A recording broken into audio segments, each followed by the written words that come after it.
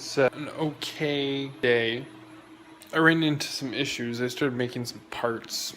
Some issues that need to be addressed. Some circumstances, moved in here and I just threw the machine together and, to take apart and, start doing some adjustments. So I started the x-axis. I'm all done. The x-axis. Anyway, right here. If I look here, okay, I'm going to open this. I'm going to go to my settings. So settings 6. Well, if you notice, there's a focus in here. See what it's doing? Yes, the reversal conflict. I think the reversal on the screen here. Anyway, it's 0. Everything's 0. It's trying to test my backlash. And I'm going to get more blocks, different positions. See how it works. So it's in my file. Okay. Dial indicator. And that's 0. So, play this program. Backlash. I should have a little bit more to too much works. Maybe so we access not just then. So then one day, that gravity comes back. 0. Yeah, close to 0. Oh, no, yeah, like start.